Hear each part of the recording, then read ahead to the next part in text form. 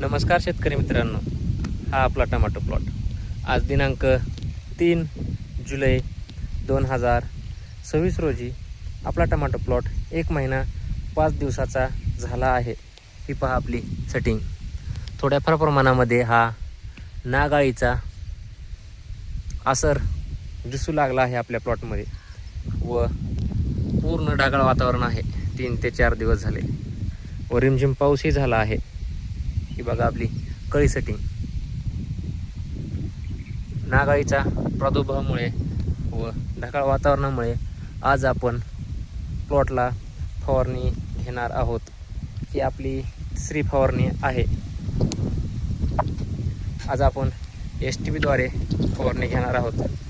त्यामध्ये घेणार आहोत आपण कवच 200 ग्रॅम,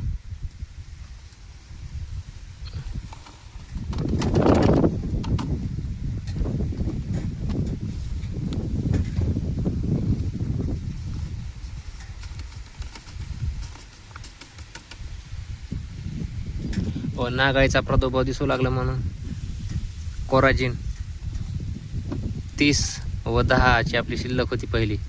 ह्याच्यामध्ये आपण 4 ते 5 पंप करणार आहोत व कोर 50 मिली ह्या सर्व द्रावणाचे आपण 5 पंप करणार आहोत व आपण टमाटे प्लॉटवर फवारणी घेणार आहोत. ही पहा आपली 1 महिना 5 दिवसाच्या मानाने कसा आहे प्लॉट ते कमेंटमध्ये करा.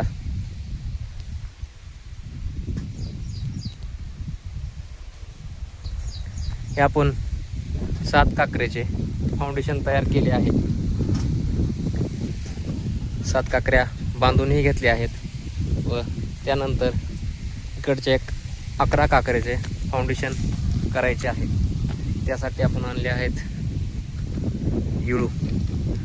हा इळू बांबू 6 फुटी आपल्याला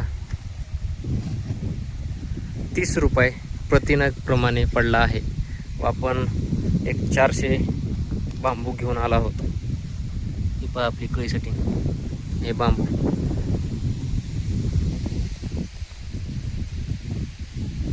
सर्व शेतकऱ्यांना आपापल्या टमाटो प्लॉटची काळजी घ्यावी. हे पावसाळी वातावरणामध्ये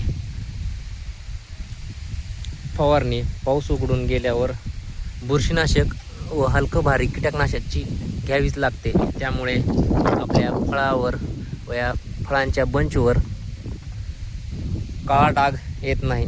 त्यामुळे कोर, कवच, रेडोमिल गोल्ड, साप किंवा M45 बॅक्टेरियल बाईटसाठी टेट्रासाइक्लिन, ब्ल्यू कॉपर हे असे स्प्रे कंटिन्यू पाऊस झाल्यानंतर घ्याव्याच लागतात.